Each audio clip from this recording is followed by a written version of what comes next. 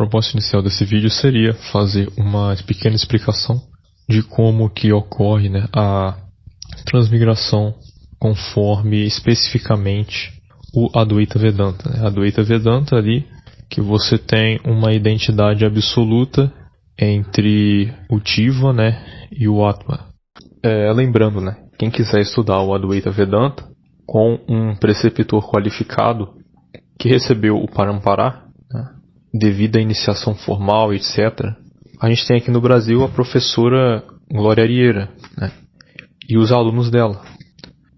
Prosseguindo, o tema é a transmigração, né, ou seja, o que vai, né, e o que fica, basicamente.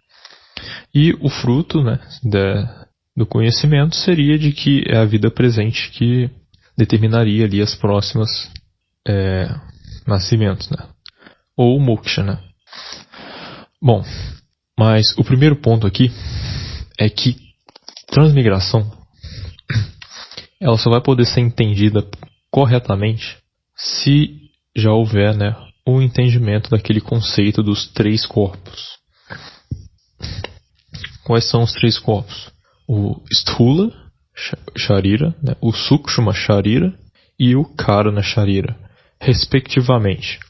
Corpo físico, sutil e causal.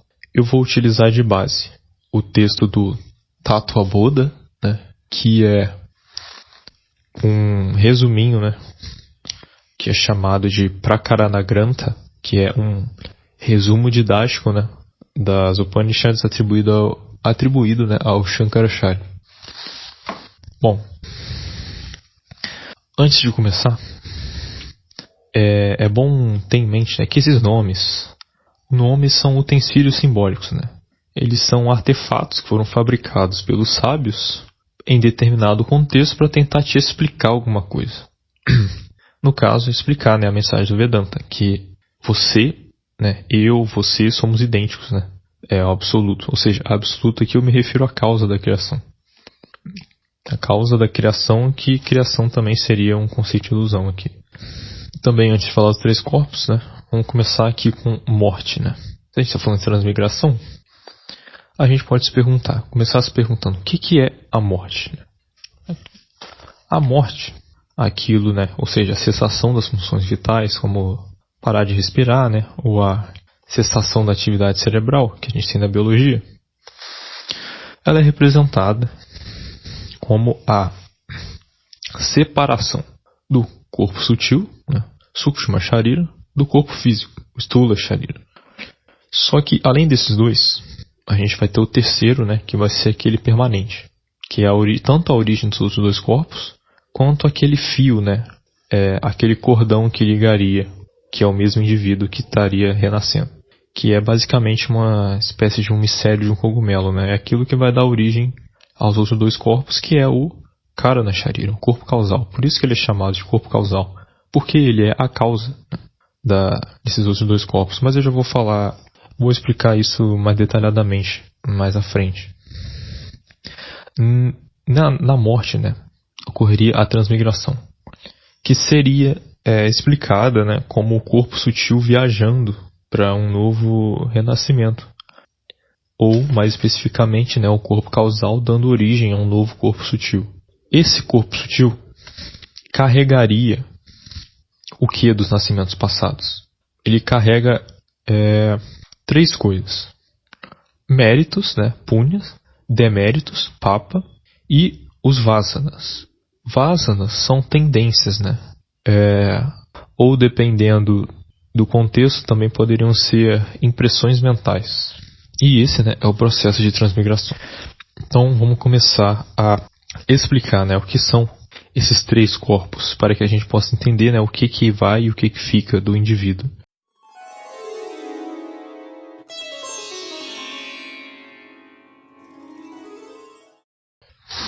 Bom, o corpo grosseiro, Sthula Sharira.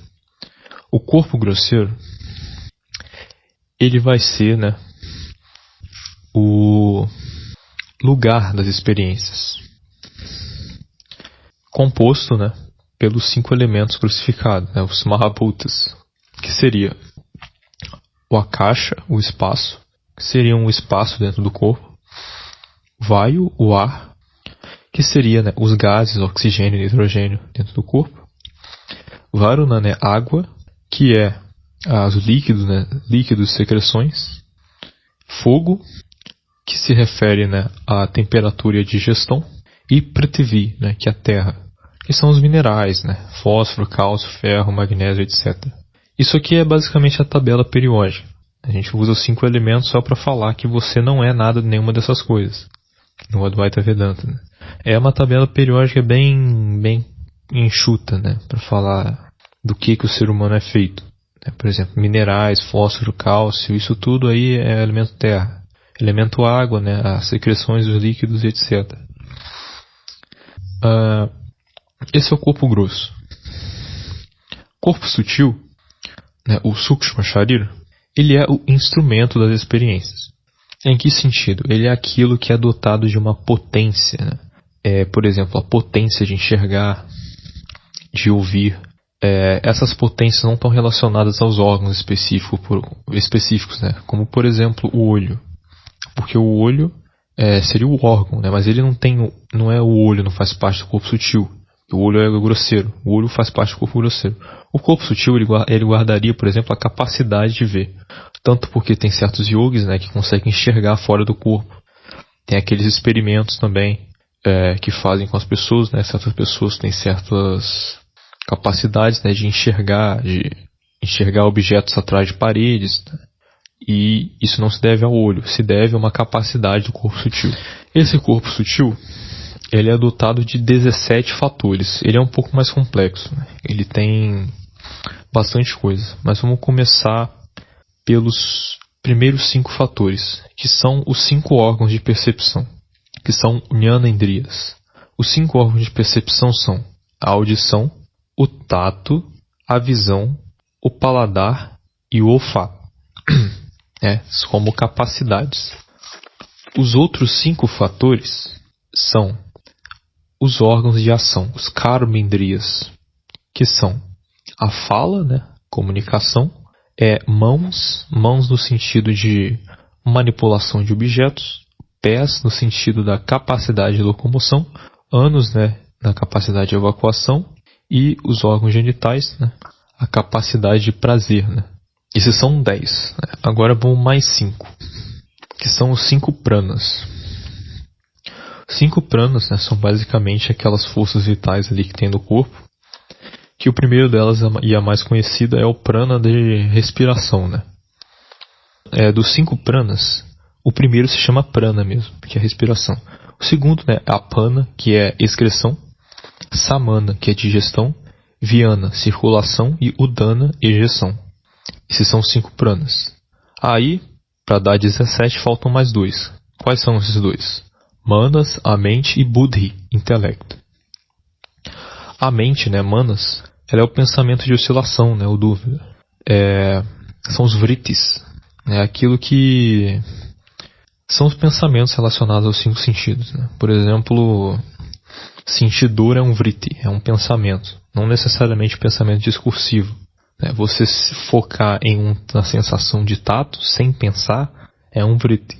Né. Vritti do tato. Se você focar em um som, é o vritti, né, o registro mental do som, que é um vritti de audição, e assim por diante. É o pensamento de oscilação.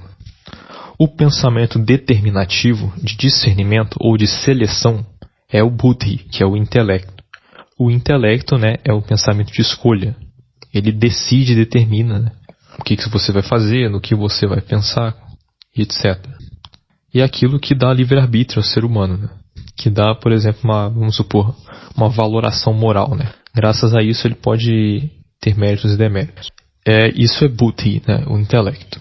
Então a gente já delimitou, né, quais são os 17 fatores que compõem o corpo sutil. Eu poderia adicionar aqui também o chitta, né, que é a memória. A memória ela também faz parte do corpo sutil, né, que é a capacidade de lembrar, por exemplo. E está faltando mais um, que é o corpo causal, Karana Sharira. O corpo causal seria uma espécie ali de o lugar, né, entre aspas, porque ele não está no espaço. Tudo isso é feito de matéria, tá? Corpo sutil é matéria também, só que ele é uma matéria mais sutil, porque, né, faz parte da Prakriti. Não é um dualismo cartesiano. Mas voltando aqui, ele seria, né, uma espécie de lugar onde estão armazenados os méritos e os deméritos. Como fosse uma semente, né?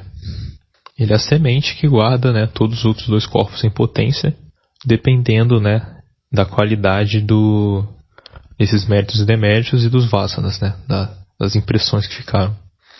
Ele existe pela ignorância, né? Ignorância da natureza do eu, que seria plena, né? Concebida positivamente pelo Advaita Vedanta como Sat Chit Ananda, existência, consciência e plenitude. Esse cara no Sharira, como eu disse anteriormente, é a ligação de você agora e você do próximo renascimento, né? Porque a questão de karma é causa e efeito, né? Karma significa ação, e toda ação tem um efeito.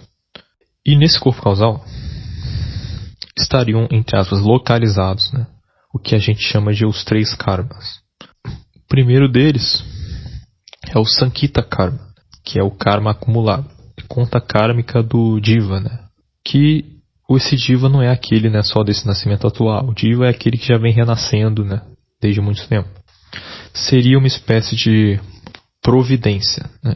Seriam aqueles resultados invisíveis, né, acumulados de forma imanifesta, né, que poderiam frutificar-se, né, tanto nessa vida como em outras. Esse Sankita Karma, ele dá origem ao Prarabdha Karma, que é o karma em fruição. Ou seja, é o conjunto limitado de karmas, né, que se precipitaram e que é esgotado neste nascimento. É o destino, basicamente.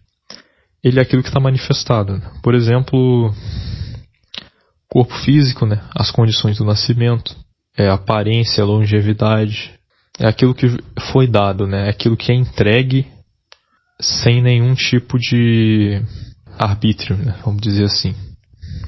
Terceiro é o Agami Karma, que é, né, o karma futuro. São aqueles que são gerados aqui, né, propriamente pelo livre-arbítrio. Poderia ser assimilado, né, à vontade, por assim dizer.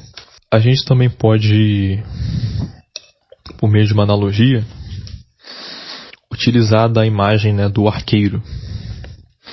Que seria assim: o Sankita, né, seriam aquelas flechas que estão na aljava, ou seja, elas são guardadas. O Agami Karma é a flecha no arco, né, que está sendo... é aquela flecha que está sob o controle, né, e que você tem liberdade para escolher como você vai atirar ela. Enquanto que o Prarabdha é a flecha que está no ar, que ela já foi arremessada e as consequências dela são inalteráveis. É aquilo que o Diva vai sofrer e que está imposto para ele colher. Esses são não parte de livre-arbítrio. É aquilo que ele vai colher e pronto, acabou. E quando ocorre moksha, né, a libertação, o que acontece? Quando ocorre moksha, né, ou seja, o caso do Jivan Mukta, Jivan Mukta é a pessoa que conseguiu a libertação nessa vida, né, nesse corpo, diferente do Videha Mukta, né, que é aquele que adquire depois, nos prolongamentos. Nesse caso do moksha, o Sankita ele seria destruído, né, pelo conhecimento. O Prarabdha, ele iria ocorrer, ele ia continuar, né, porque a pessoa não some, ela não é deletada. O corpo físico vai até o fim, né, ele não desaparece com o conhecimento da identidade. E o Agami Karma, ele seria destruído também. Mas o que acontece com esses méritos e deméritos aí? Bom, eles vão para o discípulo, né, desse liberado, e os deméritos iam para os inimigos dele. Pelo menos é o que diz no Tattva Bodha, né? Bom, depois dessa exposição sistemática do que são os 3 corpos, a gente pode partir para uma conclusão e uma revisão, né? Bom, por que é a mesma pessoa, né, que transmigra? Ora, é a mesma pessoa porque o corpo causal é o mesmo. Ele não é destruído, ele é o único que permanece, a não ser que ele seja dissipado, né, dissolvido pelo conhecimento. E por que não é o mesmo indivíduo que transmigra? Ora, porque as memórias, né, a mente, etc., elas fazem parte do corpo sutil, que é dissolvido. Depois da morte, né, o corpo grosso, né, ele se decompõe. O corpo ele vai apodrecer, né, vai meio que voltar para a terra. Ele vai ser reciclado. O corpo sutil ele pode subsistir depois de certo tempo.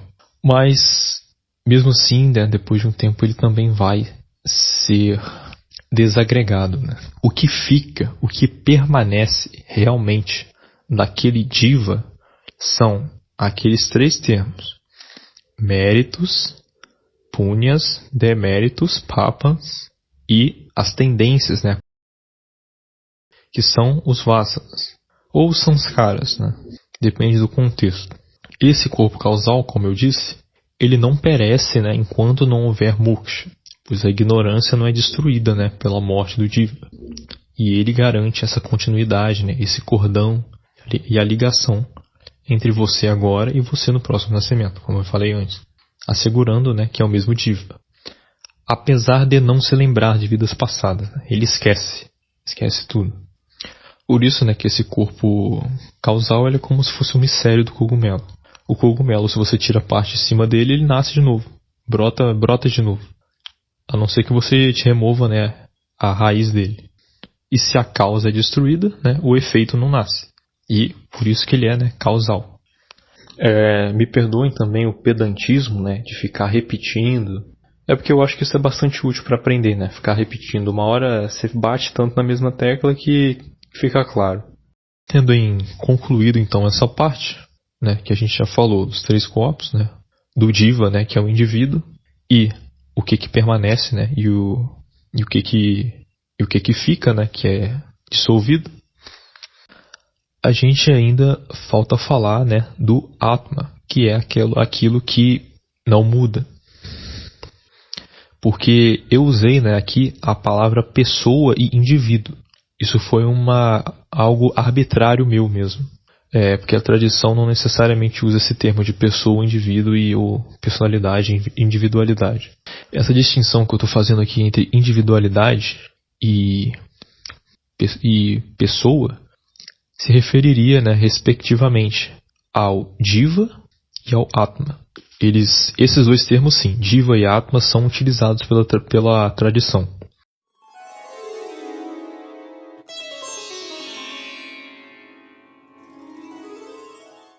O Atma, né, ou Paramatma, ou Purushottama, né, o Purusha Supremo, seria o ser imortal. Né? O Atma, né, derivado da raiz verbal At, que seria mais ou menos algo perto de pervadir, né, ou existir, refere-se àquela base, né, que existe sempre, né, a todo momento. Ela é sempre existente, completa e inafetada. O eu verdadeiro, né, que seria idêntico ao Brahman, né, que é o eu de todas as pessoas, né? É o meu eu, é o seu eu, a consciência, ela é una, né? Todos os seres.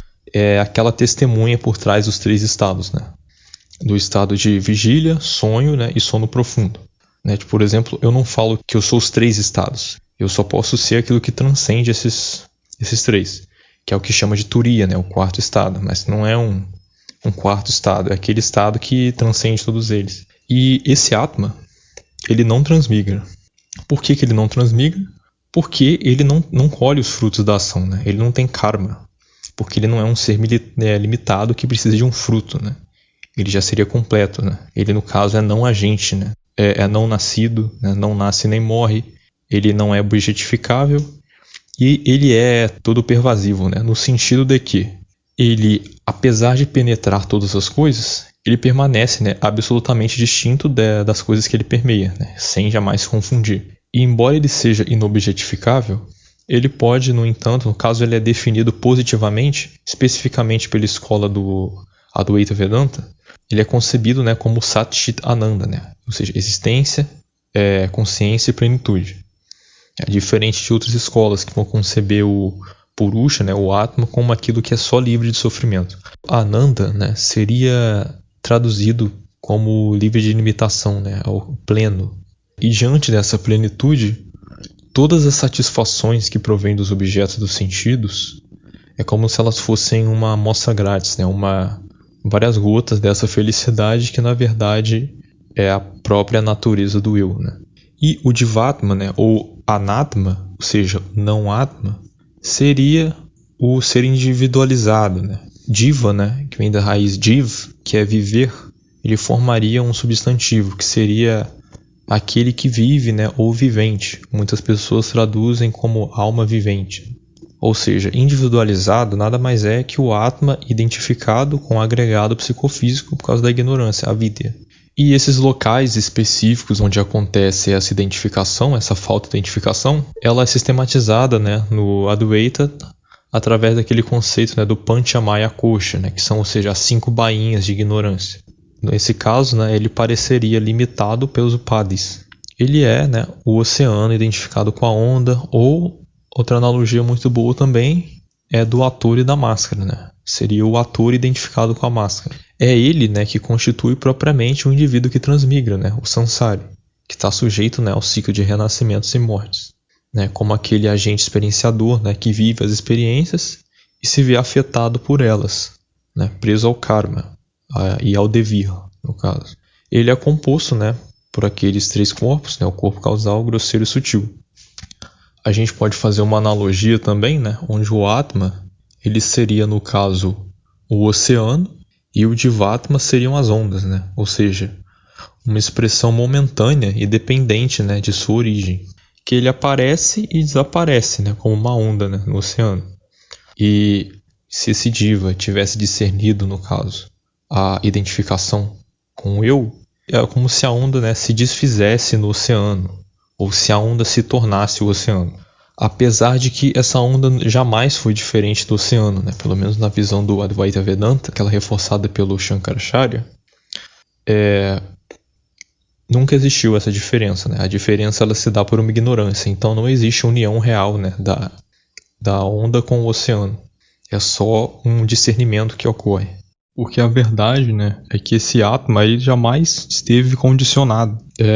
Uma analogia interessante também de fazer, né, é aquela presente na parábola do Mundaka Upanishad, né, entre os pássaros, que ele fala, né, que é 2 aves unidas como companheiras estão no mesmo ramo. Uma come o fruto, a outra observa sem comer. Está na Mundaka Upanishad 3.1.1. De um lado, uma come o fruto, a outra observa sem comer. A que come o fruto é o Jiva preso no samsara, né? Come o fruto, e que fruto é esse? O fruto das ações, do karma. Enquanto que aquela que observa sem comer, ou seja, sem usufruir, sem participar, é o Atma, que está liberto, né? Seria a testemunha imutável. O Jiva, né, ele acreditaria ser o fazedor, né, e o experienciador das ações, esquecendo da natureza dele. E quando ele reconhece, né, através daquele Mahavakya, né, que é Aham Brahma Asmi, né, eu sou Brahma, o Jivatma, né, ele dissolve-se no Paramatma. E essa identidade ela só pode ser evidenciada pelo quê? Por Jnana, né, que é conhecimento. Conhecimento, o Jnana, ele é o meio para a libertação. Porque o Brahma, né, ele é o ator, e o Jiva, né, e Ishvara são as máscaras, né. Por exemplo, naquele Mahavakya, tu és aquilo, né? Tatuan Asi. Tu, ele se refere aqui, o Jiva, né? Que é limitado. Aquilo seria, no caso, o Ishvara, né? Que seria a divindade ali ilimitada, né? Só que Jiva e Ishvara são 2 upadis, né? Ou seja, são 2 máscaras. E o ator, né? A consciência por trás dessas máscaras é justamente o Atma, né? O Brahman. E essa identidade se dá justamente na consciência, né, Chita, que é a consciência que permeia esses 2 upadis. E na verdade só ela existe. E essa é a meta, né, soteriológica do Advaita Vedanta. O ensinamento em si é você realizar isso e você entender que não existe alteridade, identidade suprema e unidade, que é um tema muito sensível que tem que ser estudado com bastante cuidado, né?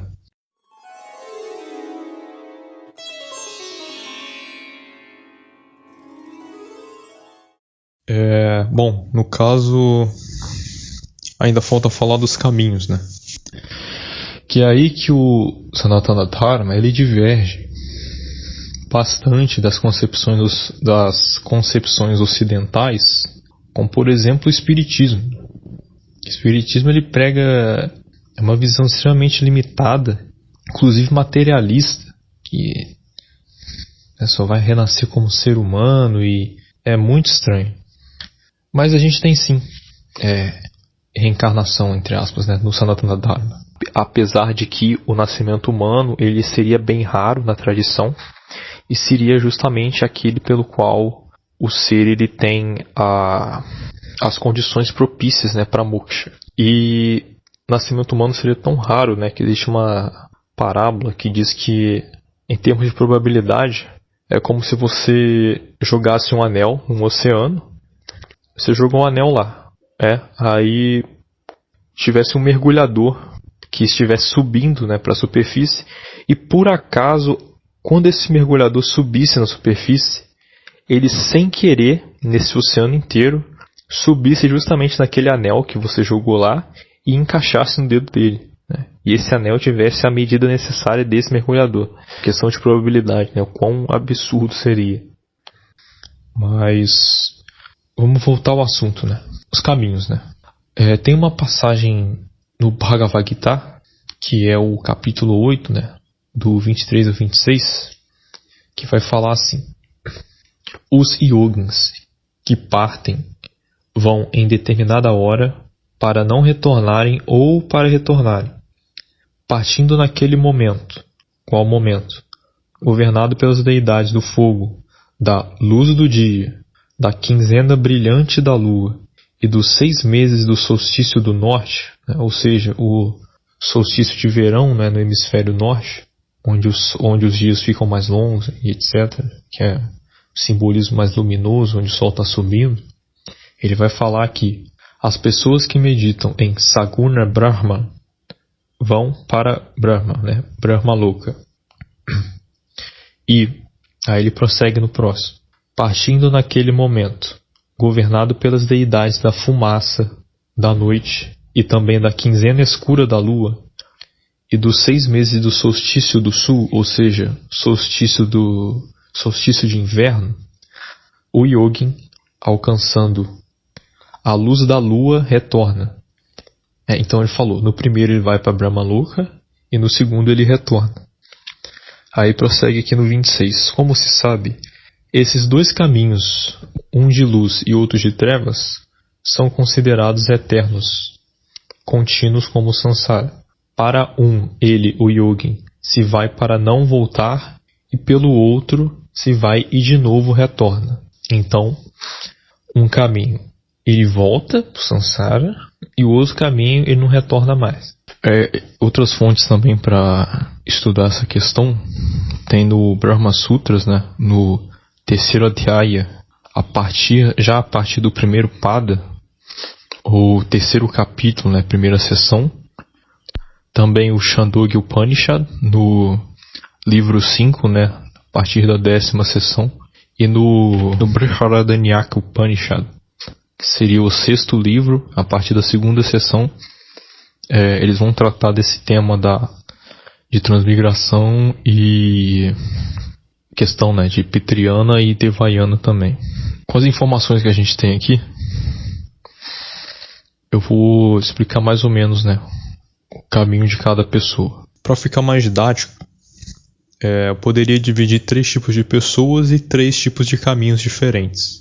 Em caráter bem simplificatório mesmo, porque, por exemplo, eu não vou falar do Panchagni Vidya, que descreveria ali os processos sutis pelo qual o Diva iria passar, né, até ir para os próximos renascimentos.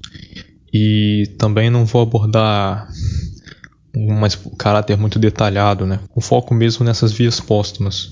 E bom, 3 tipos de pessoas que a gente poderia dividir aqui, né. Primeiro seria o Sansari, que seria, né, aquele que transmigra. A segunda pessoa seria o Videha Mukta, que seria a pessoa que alcançaria a libertação após a morte. E o terceiro, né, o conhecido Jiva Mukta, que é o liberado em vida. E há 3 caminhos principais, né, para aqueles que não alcançaram moksha, né, no caso o Sansari e o Videha Mukta. As Upanishads, no caso, elas falam de dois caminhos principais, aqueles mais conhecidos, né? Que é o Pitriyana, né? Que é o caminho dos antepassados, também conhecido como o Tuma Marga, né? Ou a via da fumaça, ou o Chandra Marga, que é a via da lua, que conduziria, né, ao Swargaloka, ou seja, ao céu temporário. É interessante o nome do Chandra Marga, porque a lua aqui, ela simboliza, né, aquele aspecto de mutabilidade, onde a pessoa vai, né, para gozar de um certo mérito e retornar. Porque a esfera da lua, né, seria ali relacionada a um simbolismo mais sublunar, também relacionado ao caráter escuro, né, e sombrio, nesse caso. Enquanto que o próximo que a gente vai falar, né, que é o segundo, que é o Devayana, ele seria aquele que ultrapassaria a esfera da lua, estaria mais relacionado a um simbolismo mais luminoso. Esse Devayana, né, que seria traduzido como um caminho dos deuses, né, dos devas, ele também é conhecido como Archiradimarga, né, que seria a via da luz, que conduziria ao Brahmaloka, onde ocorreria o Krama Mukti. Krama Mukti é a libertação de forma gradual, seria uma progressão.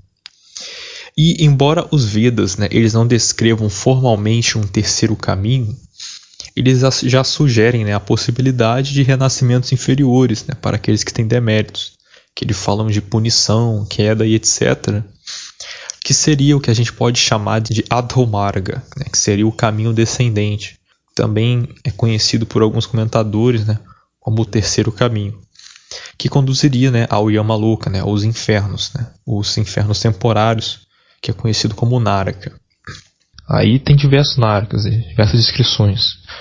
Do Manusmriti, né, Leis de Manu, tem umas descrições dos infernos lá, que o budismo é bem parecido com isso.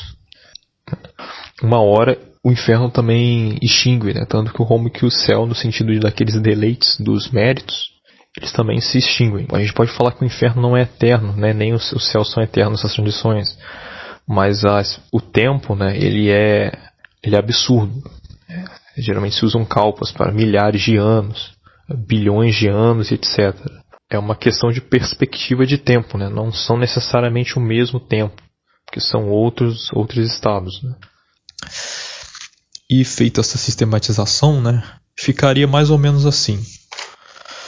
O Sansari, né, caso haja o predomínio de Punya, ou seja, méritos, ele seguiria, né, pelo Pitriyana, que conduziria, né, ao Swargaloka, o céu temporário, onde ele desfrutaria ali dos seus méritos, né, de delícias e etc., junto com os deuses. E por outro lado, se predominar o Papa, né, que são os deméritos, ele seguiria o caminho descendente, que são os estados inferiores, né, que é o Adhomarga, renascendo ali nos Yamalokas, né, que seriam os mundos de Yama, da morte, né, os infernos, ou aquilo que a gente conhece bem, né, que são formas animais ou até existências inertes, né, no caso uma pedra. Isso é o aspecto meio bizarro, né, porque seria o que? Reencarnar um mosquito da dengue, né, em uma pedra, mas eu não sei qual seria um karma positivo de uma pedra, para uma pessoa ser uma boa pedra, eu não sei como que isso ocorreria, mas tomando literal e não simbolicamente, né. A questão é que em ambos os casos ele retorna, né?